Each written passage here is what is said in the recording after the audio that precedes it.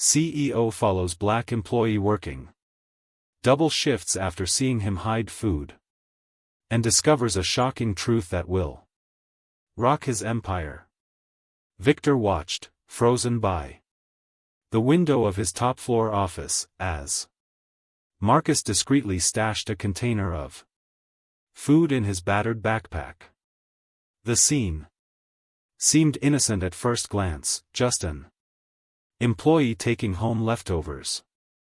But something about the man's furtive behavior set off alarm bells in his mind. The cafeteria chef looked nervously around before handing over the package, as if they were conducting a forbidden transaction. Why would one of my most dedicated employees act like he's stealing food? Victor muttered to himself, frowning. Marcus Jefferson had been working at Harmon Logistics for almost 4 years. He was one of those model employees who rarely missed work, always put in overtime, and constantly appeared in productivity reports. Victor had never spoken to him directly, but his name was familiar from the documents that crossed his desk. Unable to control a curiosity he didn't understand, Victor grabbed his coat and followed Marcus at a distance. As he left the building, the CEO had built his empire from scratch, turning a small local company into a national powerhouse in just 15 years. His motto was simple: hard work and discipline lead to success, words he not only preached but believed deeply. The night was cold, with a biting wind heralding the arrival of fall. To Victor's surprise, Marcus didn't head for the parking lot. Instead, he walked to the nearest bus stop, his shoulders hunched as if carrying an invisible weight that went far beyond his old backpack. He works overtime almost every day, Victor thought. Why doesn't he have his own car? Why does he look so exhausted? When the bus arrived, Victor made an impulsive decision. He got on a few seconds after Marcus and sat several seats behind him. The vehicle moved away from the bright commercial district, diving into increasingly less lit areas of the city. After 20 minutes, they entered a neighborhood that Victor, despite having lived in the same city for decades, had never visited. Marcus got off in an area where half the street lights were broken, houses in urgent need of repair, crooked fences, and cracked sidewalks made up the landscape. It was the kind of place people like Victor only saw in documentaries about urban inequality. Following him at a safe distance, Victor watched Marcus climb the outside stairs of a small, visibly run-down apartment complex. Through the thin curtains, Victor caught a glimpse of the interior when the door opened. What he saw made his heart skip a beat. There was no real furniture, no sofa, no table, no bookshelf, just a mattress on the floor, stacked plastic boxes containing what looked like folded clothes, and a cheap lamp illuminating the virtually empty space. And then, emerging from the shadows, 2 small faces. Children. Running to hug Marcus as soon as he entered. Victor stood motionless in the darkness, feeling his world begin to spin. Marcus wasn't getting food for himself, it was for his children. The next scene broke something inside him.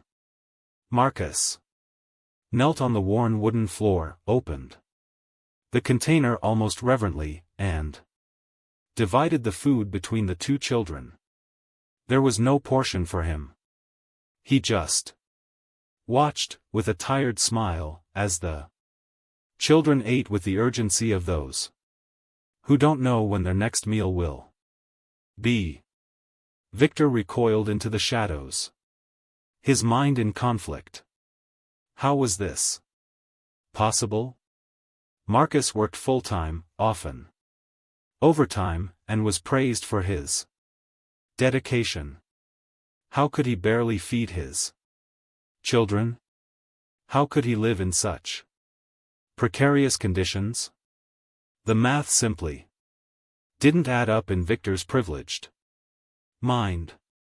Unless the salary that he, Victor Harmon, considered fair and competitive wasn't enough for a decent life, not when you had children to support, a roof to keep over their heads, bills to pay, and, Victor now suspected, when there were perhaps other invisible barriers that Marcus faced on a daily basis. If this story is touching your heart and making you question the invisible inequalities around us, be sure to subscribe to the channel to follow the unfolding of this powerful narrative about privilege, responsibility, and the true meaning of social justice. The next morning, Victor arrived at the office before the sun was even fully up. His deep, dark circles revealed a sleepless night, haunted by the hungry faces of Marcus' children. Determined to understand how such a dedicated employee lived in such precarious conditions, he accessed the human resources system and pulled up the complete file. Marcus Jefferson, 34 years old, employee for almost 4 years. Consistently exemplary. Evaluations, never late, rarely absent. Salary within market average for the position. Victor frowned, doing the math in his head. The salary seemed reasonable on the corporate spreadsheet, but when confronted with the reality of the cost of living, Diane, he called his assistant on the intercom. Can you bring me an updated report on housing and food costs in the metropolitan area? And also data on real wage increases over the last 5 years at Harmon Logistics versus inflation? While he waited, Victor continued examining the file. Something caught his eye. Marcus had requested salary advances 3 times in the last year. All approved, but with a note from the finance department: consider limiting future advances, worrisome pattern. When the requested reports arrived, the truth became painfully clear. The cost of living had risen 68% in the last 5 years, while operating salaries at Harmon had increased only 12%. The math was relentless. A single father with 2 children would be constantly on the verge of financial collapse. How did I let this happen? Victor muttered, running his hands over his face. How did I not see this coming? A soft knock on the door interrupted his thoughts. Rachel Kim, the HR director, entered with a concerned expression. Mr. Harmon, your assistant mentioned that you're reviewing compensation data. Can I help? Victor hesitated briefly before deciding to trust her. Rachel, I'll be blunt. Yesterday I witnessed something that deeply disturbed me. One of our employees, who works double shifts, can barely feed his children. I'm trying to understand how that's possible when we pay competitive salaries. Rachel sat down. Her face a mixture of relief and apprehension. Finally someone is asking that question, she said quietly. Mr. Harmon, I've tried to raise this issue at the last 3 budget meetings. I have detailed reports on employees facing food insecurity, evictions, inability to pay health insurance. Why haven't I ever seen these reports? Victor interrupted, feeling a wave of guilt wash over him. They were summarized before they reached the board. Lawrence and the Finance Committee considered the details irrelevant to the strategic vision. Lawrence Parker, the chairman of the board, the same man who had ridiculed Victor's idea of corporate social responsibility as expensive sentimentality at the last executive retreat. Show me everything, Victor demanded. Every report, every request, every individual case. Over the next few hours, Rachel revealed a reality that existed parallel to the glossy world of quarterly reports and growth celebrations, employees sleeping in cars between shifts because they couldn't afford gas to get to and from work, parents missing work because they couldn't afford child care, then getting penalized, families sharing tiny apartments to split costs. How does this affect our black workforce specifically? Victor asked, suspecting the answer. Rachel hesitated. It's disproportionate. Black employees like Marcus face an additional burden of discrimination in the housing market. Many pay more for worse accommodations. Others face longer commutes because they have to live farther away. And then there are health issues and access to credit. The board meeting was scheduled for that afternoon. Victor knew he would face resistance. Lawrence and the others would defend the status quo tooth and nail. Responsibility to shareholders would be the shield they used to protect their own bonuses. One last thing, Victor asked.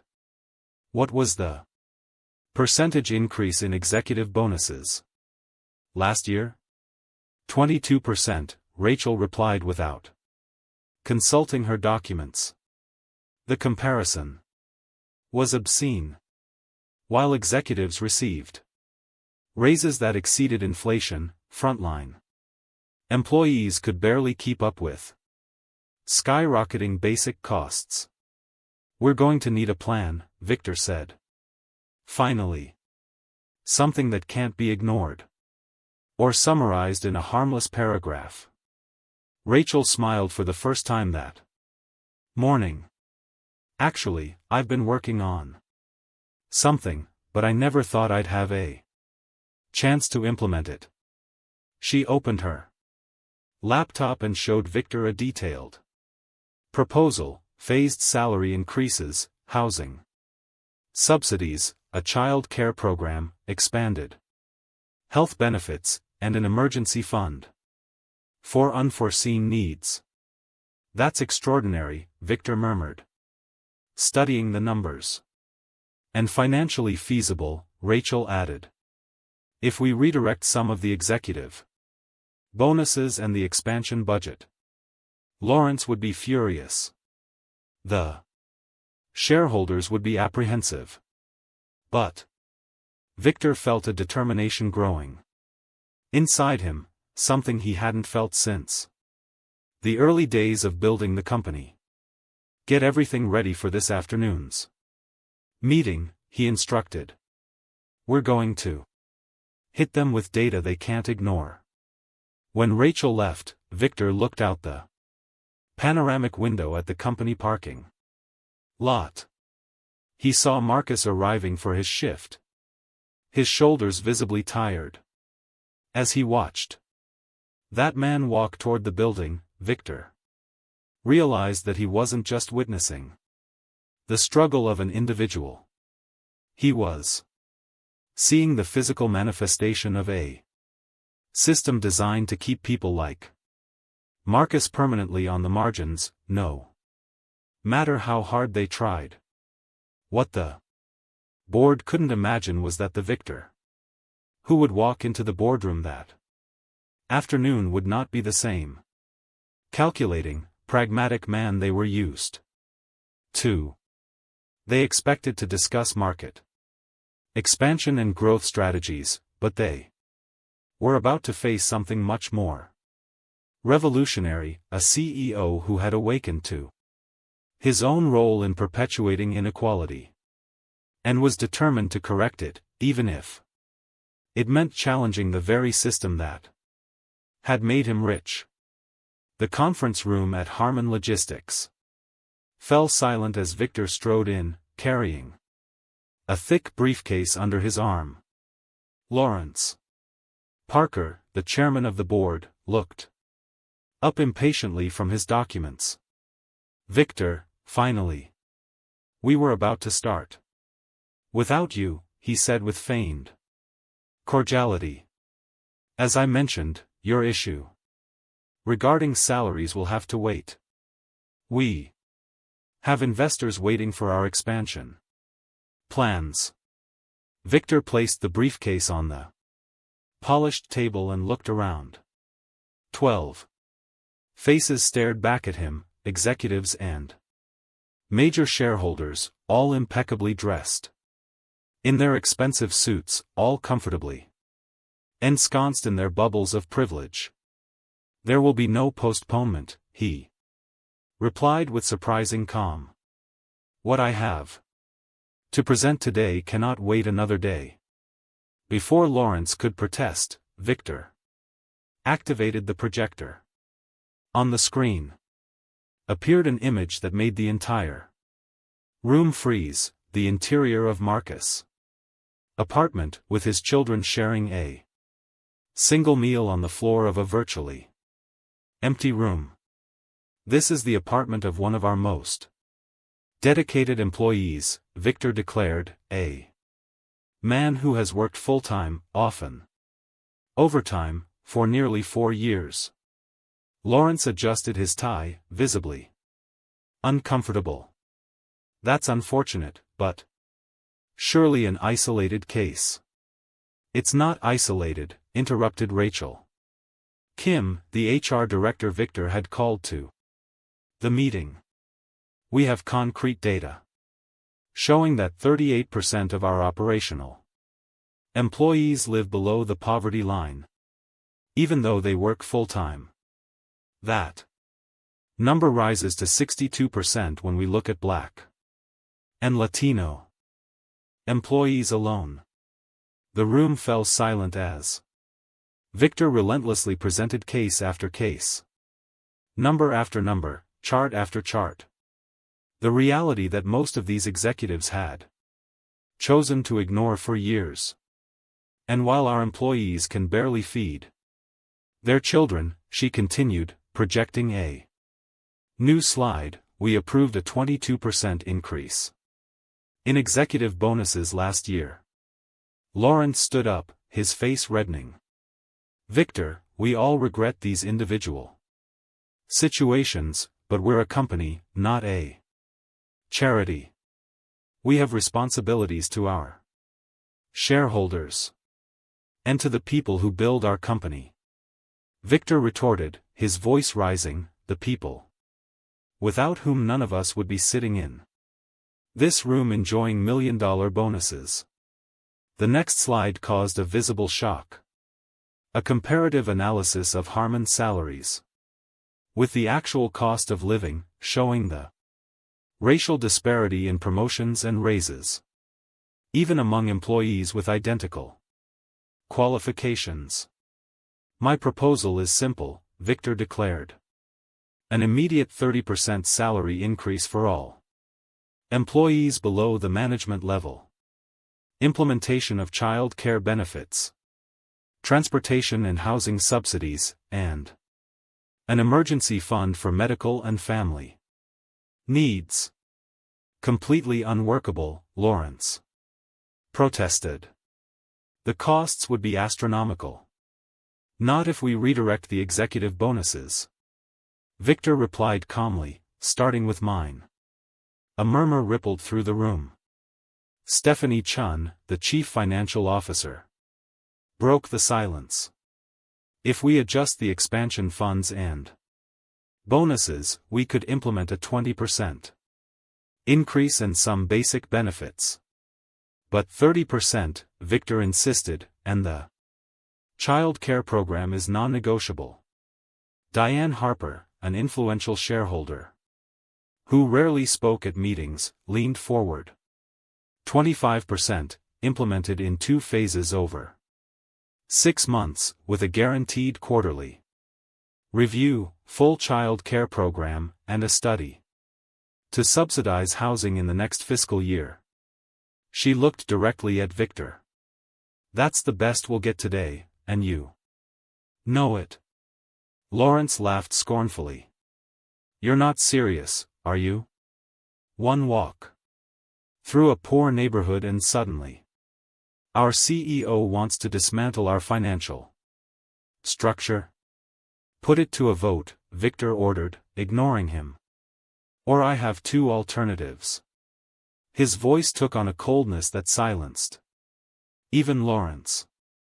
First, I resign as CEO and sell my shares to a social justice-focused investment group that has already expressed interest.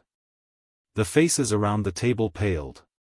Victor controlled 28% of the shares, enough to cause an earthquake in the administration.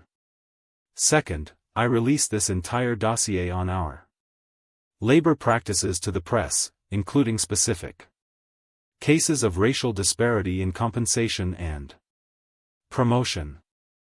Lawrence stood up in a rage. That's corporate blackmail.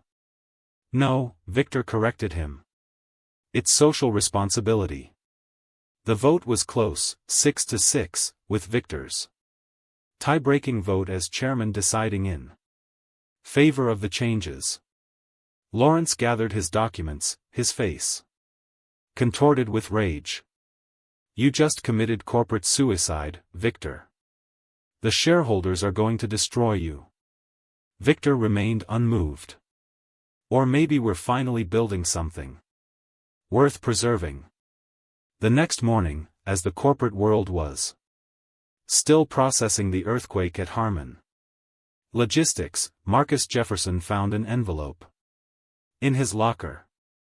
Inside was a letter announcing his promotion to a new position, employee wellness coordinator, with a substantial pay raise effective immediately. What Marcus couldn't have imagined was that this seemingly isolated act represented only the first wave of a much deeper transformation. As the news spread through the company's hallways, something began to change in the air, not just the hope for better wages, but the awakening of a long-denied dignity, and the beginning of a conversation about privilege and responsibility that would transcend the walls of Harmon Logistics, questioning the very foundations upon which American business success was supposedly built. 6 months had passed since that fateful meeting. Harmon Logistics had been completely transformed. Marcus Jefferson walked through the company's new community center, watching children play on the newly built playground. Among them were his own children, now wearing new clothes and sporting carefree expressions he hadn't seen in years. As employee welfare coordinator, his office was strategically located where everyone could easily find him, a radical change from his former invisible position in the logistics department. The child care program already serves 83 families, Marcus reported to the CEO as they walked side by side. Absenteeism has dropped 42% since parents no longer have to choose between working and caring for sick children. Victor nodded, looking around the space. In addition to the playground, the center offered preventive health care, free tutoring, and nutritious meals at a nominal cost. It was a solution that had emerged directly from suggestions Marcus had collected from employees. "How's your family doing?" Victor asked, with genuine interest. "We moved into a bigger apartment closer to the kids' school," Marcus replied with a smile. "My oldest daughter is sleeping in her own bed for the first time in her life." What Victor never revealed to Marcus was the truth about that night, how he had followed him home and witnessed his reality. That secret would remain with him, transformed into fuel for permanent change. At corporate headquarters, the transformation was equally visible. Quarterly reports now included not only financial metrics but also indicators of employee well-being. Retention rates had jumped to record highs. Productivity had increased even with more flexible work schedules. And, surprising to skeptics like Lawrence, profits continued to grow. Investors were skeptical at first, Diane Harper commented during a shareholder meeting, but the numbers don't lie. Harman has become more profitable, not less, since implementing the equity policies. Lawrence Parker, who had initially threatened to sue Victor and have him fired, now rarely showed up at meetings. His power had diminished dramatically as other shareholders saw the positive results and aligned themselves with a new vision. In fact, Harman Logistics had become a case study in business schools, an example of how progressive labor policies could coexist with financial success. Business journalists now knocked on Victor's door for interviews about conscious capitalism and racial equity in the corporate environment. One Friday afternoon, Victor found a report on his desk that made him smile. The data showed that the racial wage gap at the company, once glaring, had narrowed significantly in recent months. There was still work to be done, but the change was undeniable. Looking out his office window, Victor saw Marcus in the parking lot helping an elderly employee with some bags. The same man who had once struggled to support his own children was now lifting others up around him. "You were right," said Rachel Kim, entering the room with more reports. "When people don't have to worry about basic needs, they flourish." "I was wrong for a long time," Victor corrected. "I built an empire on the idea that hard work always pays off. But I never considered that the playing field isn't level for everyone." That evening, during the official opening of the community center, Victor stepped up to the makeshift stage for a few words. He looked out at the diverse crowd of employees and their families, faces he had barely known before, stories he had never considered. "For years," he began, "I believed that our success was solely the result of determination and merit. It took me too long to realize that privilege isn't just what you have, but also the obstacles you never had to face." The audience fell silent, absorbing those unusual words from a CEO. True leadership isn't about accumulating power or wealth. Victor continued, it's about using your position to level the playing field for everyone. Shared success is the only sustainable success.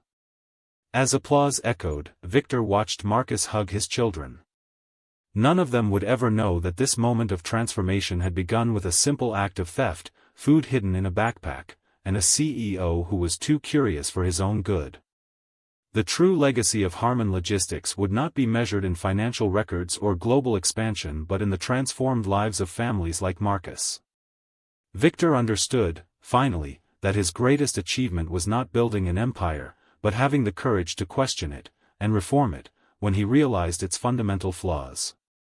In the future, when people asked about the decisive moment that transformed Harmon Logistics from just another faceless corporation into a model of ethical and equitable business, few would trace it back to that cold night when a privileged CEO first witnessed the brutal reality that his own system had helped create.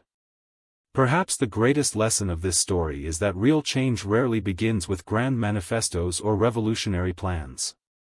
Often, it begins when someone in a position of power finally sees the humanity of those whom the system has made invisible, and chooses to act. If this story touched your heart, be sure to subscribe to the channel for more narratives that make us reflect on the world and how we can make it a fairer place. After all, the greatest social transformations begin when we open our eyes to realities beyond our bubbles of privilege, and decide we can no longer pretend we didn't see.